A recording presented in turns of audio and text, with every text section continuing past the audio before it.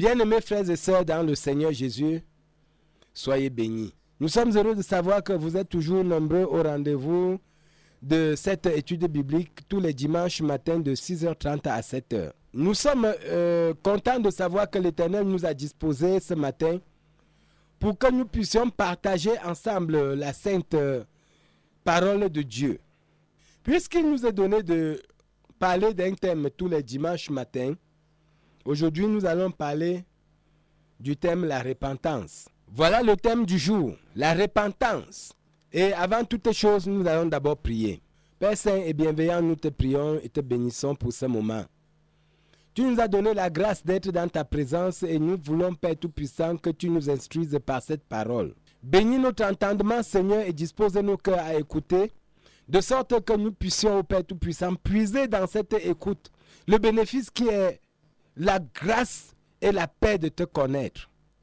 Seigneur, que cette parole soit pour nous la lumière qui nous dirige jusqu'à toi. Seigneur, il s'agit de toi et non pas de nous. Père Saint et bienveillant, bâtis en nous, Seigneur Dieu, ton règne, par l'écoute de ta parole. Mon Dieu, nous t'écoutons et nous te bénissons dans le précieux nom de Jésus. Amen. Bien-aimés frères et sœurs, je voudrais déjà nous rappeler que à la partie technique, c'est notre bien-aimé frère Elvis Obassi. Au micro de présentation, je suis votre serviteur Jean Kowa. Cette émission nous est proposée par nos bien-aimés New Beginning Ministry du côté des États-Unis et lue et expliquée sur les ondes de Radio Bonne Nouvelle comme nous l'avons l'habitude de le faire pour l'écoute et l'édification de tous ceux des nôtres qui sont de près et de loin attachés à la parole de Dieu. Et comme j'ai dit tantôt, aujourd'hui, nous allons parler de la repentance. La repentance est l'acte par lequel un homme reconnaît et regrette le mal qu'il a commis. La repentance est l'acte par lequel un homme reconnaît et regrette le mal qu'il a commis. Et ainsi, exprimant une réelle volonté de changement. Dans l'esprit de la Bible, la repentance, c'est l'abandon de la voie du péché et la volonté de vouloir servir Dieu en obéissant à sa parole. Voilà ce que c'est que la repentance. Un homme ne peut en aucun cas déclarer qu'il est repenti aussi longtemps qu'il continue à marcher dans ses anciennes manières. Un homme ne peut en aucun cas penser avoir commencé la marche avec Dieu sans s'être au préalable repenti. C'est ainsi que nous devons comprendre. C'est ainsi que nous devons comprendre la logique de la repentance. Dieu appelle tous les hommes qui vivent contre sa volonté à revenir à lui par le moyen de la repentance. Nous allons lire dans le livre de Ésaïe chapitre 1. Lisons dans le livre de Ésaïe chapitre 1, à partir du verset 10. Voici ce qui est écrit. Écoutez la parole de l'Éternel, chef de Sodome. Prêtez l'oreille à la loi de notre Dieu, peuple de Gomorrhée. Qu'ai-je à faire de la multitude de vos sacrifices, dit l'Éternel. Je suis rassasié des holocaustes, des béliers et de la graisse des veaux. Je ne prends point plaisir au sang des taureaux, des brebis et des boucs. Quand vous venez vous présenter devant moi, qui vous demande de souiller mes parvis? Cessez d'apporter de vaines offrandes. J'ai en horreur l'encens, les nouvelles lunes, les sabbats et les assemblées. Je ne puis voir les crimes s'associer aux solennités. Mon âme haït vos nouvelles lunes et vos fêtes. Elles me sont à charge. Je suis là de les supporter. Quand vous étendez vos mains, je détourne de vous mes yeux. Quand vous multipliez les prières, je n'écoute pas. Vos mains sont pleines de sang. Mes frères, en nous arrêtant seulement à ce niveau, nous avons sujet à réfléchir. Il s'agit ici d'un peuple. Un peuple qui n'est pas ignorant de Dieu. Un peuple qui veut servir Dieu, mais ne veut pas marcher selon les commandements de Dieu. Nous avons compris ici la lecture de ce texte, Ésaïe chapitre 1, à partir du verset 10. Dieu dit à un peuple qui est venu pour le servir, l'adorer, chanter, lui donner même les offrandes. Il dit, vos sacrifices me sont à charge. Pourquoi est-ce que Dieu dit ceci? Parce que ces gens ne se sont pas repentis au préalable. Ils ont gardé leurs mauvaises et leurs anciennes manières. Et Dieu les trouve comme des personnes qui viennent souiller son sanctuaire. C'est le cas pour plusieurs personnes parmi nous qui, se retrouvant dans l'église, ne se sont pas repentis. Si nous allons dans le verset 16, nous allons lire ceci. Lavez-vous, purifiez-vous, ôtez de devant mes yeux la méchanceté de vos actions. Cessez de faire le mal. Voilà ce que le Seigneur attend d'eux. Des personnes qui ont gardé le mal, des personnes qui ont gardé l'iniquité et qui sont dans le sanctuaire de Dieu sont une abomination à l'Éternel parce qu'ils ne se sont pas repentis. Dieu pose le préalable pour faire n'importe quoi avec lui, c'est la repentance. Lorsque nous comprenons ces choses, nous allons nous poser donc la question, qui est celui que Dieu appelle à la repentance? Et c'est la Bible qui doit répondre. Nous allons lire dans le livre de Actes, le chapitre 17, nous lisons le verset 30 et 31. Voici ce qui est écrit. Je lis ici pour nous tous. Dieu, sans tenir compte des temps d'ignorance, annonce maintenant à tous les hommes, en tout lieu, qu'il est à se repentir.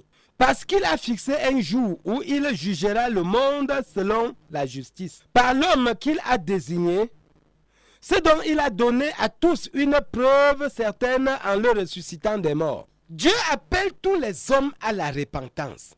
Et les hommes en tout lieu et en tout temps, c'est-à-dire toi et moi, c'est-à-dire ceux de maintenant et ceux de l'avenir. Il les appelle à la repentance parce que nous avons en nous le germe du péché et nous ne pouvons pas servir Dieu avec le péché. Dieu appelle tous les hommes donc à la repentance selon Actes chapitre 17, le verset 30 et 31. Et maintenant, sachons que on ne peut pas jouer au cache-cache avec Dieu. On ne fait pas la comédie avec Dieu.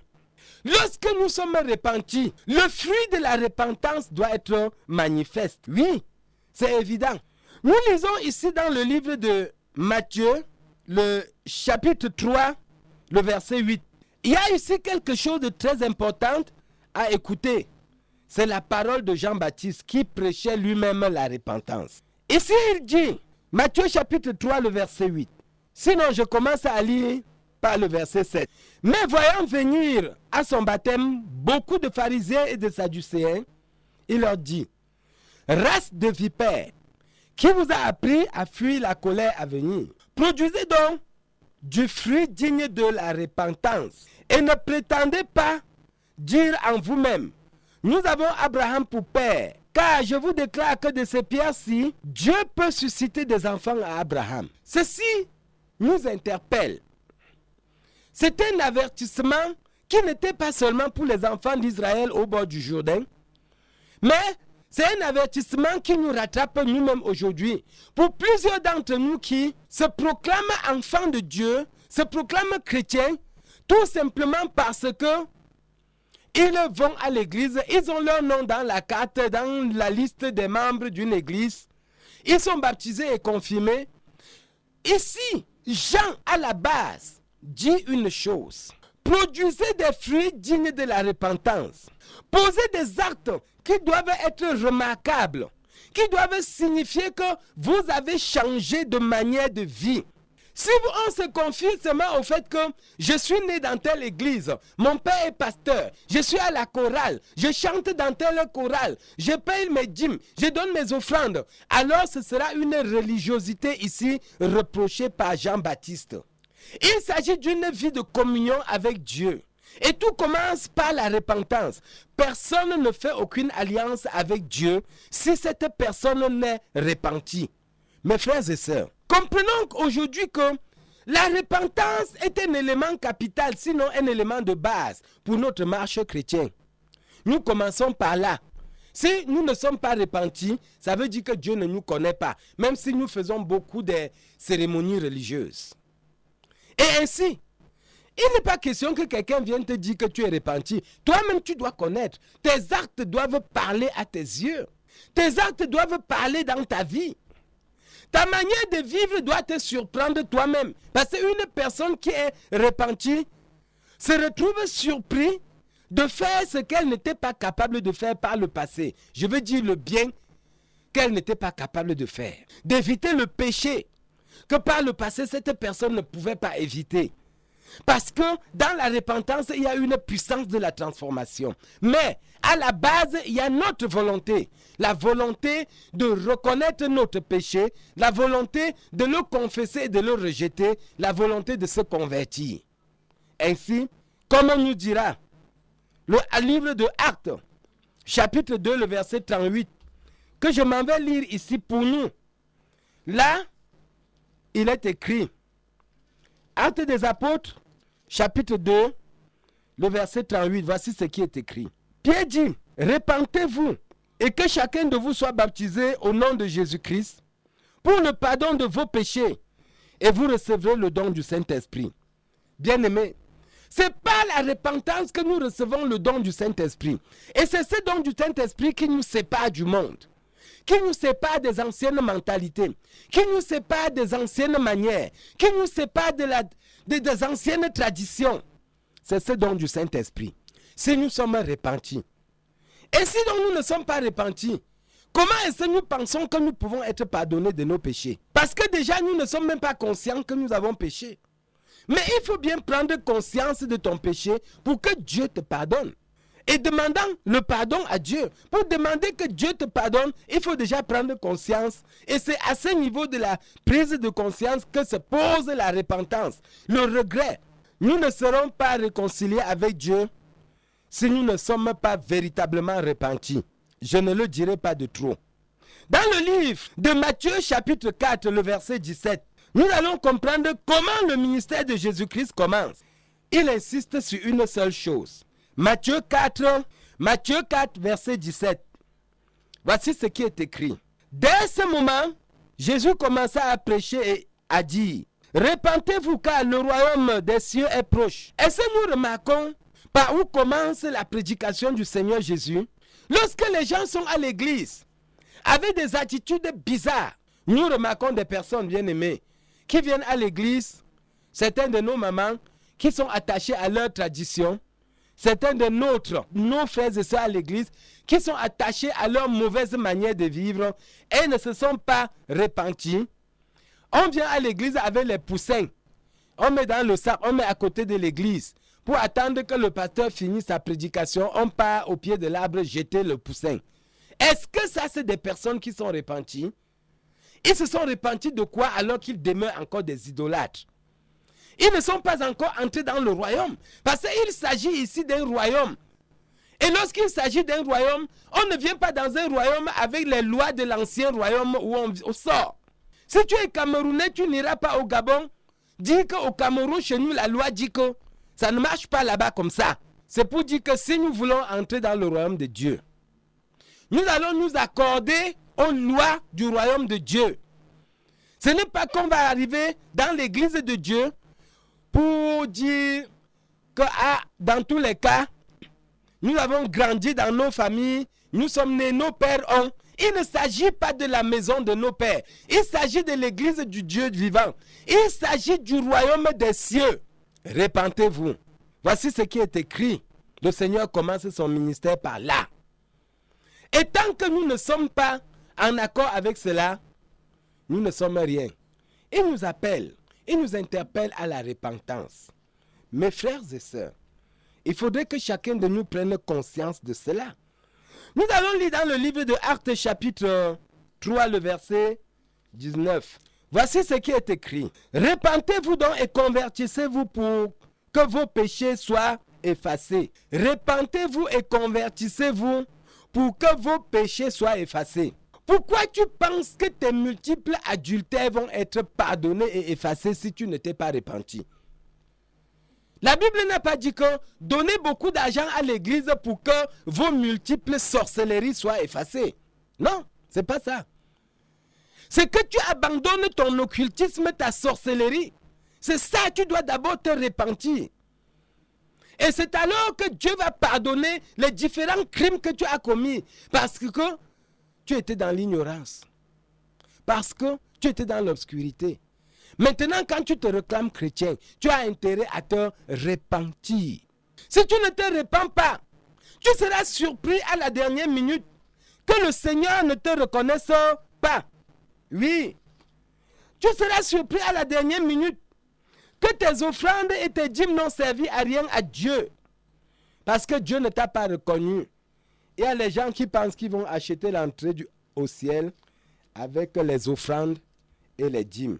C'est une erreur. C'est une erreur. Il ne sera jamais ainsi. Le Seigneur, quelque part dans le livre de Matthieu, nous a dit qu'au dernier moment, il y aura des personnes qui viendront toquer la porte en disant « Oh Seigneur, nous avons mangé et bu avec toi. » Ils sont nombreux dans l'église aujourd'hui qui se confient au fait qu'ils sont des chrétiens communiants. Vous êtes chrétiens communiants, mais êtes-vous repentis? Qu'est-ce que vous faites avec la sorcellerie? Qu'est-ce que vous faites avec les adultères multiples? Vous êtes à l'église et vous proclamez que vous êtes monogame alors que vous avez multiplié les femmes partout dans les quartiers. De qui se mord-on? On se mord de qui? Bien-aimés frères, nous devons passer par la repentance pour entrer dans le royaume des cieux. Autrement, nous sommes parmi ceux qui sont dans le royaume sans être du royaume. Voici donc, nous avons reçu cette interpellation et le Seigneur Jésus, dans son amour, voudrait que chacun d'entre nous prenne conscience qu'il a intérêt à se repentir. Repens-toi, mon frère, de tes péchés. Détourne-toi du mal. Abandonne tes mauvaises manières. C'est ça la repentance. La conversion veut que tu te tournes vers Dieu. Une personne qui se convertit, ça veut dire qu'il change de direction. S'il allait à droite, il change de direction, il part à gauche. Désormais, et de manière radicale. Voilà donc ce que le thème-ci nous interpelle à faire. Abandonnez le mal. Repentez-vous. Jean-Baptiste commence son ministère par repentez-vous. Jésus, notre Seigneur, commence son ministère par repentez-vous. Les apôtres rappellent au peuple qui venait à eux, repentez-vous pour que vos péchés soient pardonnés. L'apôtre Pierre l'a dit en Actes chapitre 2, le verset 38. En Actes chapitre 3, le verset 19. Nous comprenons combien les apôtres attiraient l'attention de l'Église sur le fait de la repentance. Si nous ne sommes pas repentis, il ne faut pas que nous pensions un instant que, comme partout on chante que Dieu reviendra chercher les siens, ne pensons pas que nous sommes des siens. Il ne nous connaît pas du tout. Dieu ne nous connaît pas. Ce n'est pas moi qui dis, c'est la parole de Dieu qui dit. Produisons donc des fruits dignes de la repentance. Ne disons pas seulement que nous sommes des personnes repenties. Tu chantes beaucoup à la chorale et après tu es vampire à la maison. Tes fruits sont des mauvais fruits. Tes fruits sont amers et ne peuvent même pas être approuvés. Mes frères et sœurs, écoutons ce message et mettons-y notre cœur et demandons au Seigneur de nous aider à pouvoir changer notre mentalité, nous repentir et nous convertir en vrai pour devenir des citoyens du royaume des cieux. C'est à ce point que le Seigneur m'amène à la fin de cette étude de ce jour. Je vous en prie, écoutez et faites écouter. Sur les ondes de Radio Bonne Nouvelle tous les dimanches matins de 6h30 à 7h. Et je voudrais rappeler que cette émission est prêchée simultanément en langue banjoune et française. Nous sommes arrivés au terme de notre émission de ce jour. À la partie technique, c'est notre bien-aimé Elvis Obassi. Au micro de présentation, je suis votre serviteur Jean Koa. Que Dieu vous bénisse.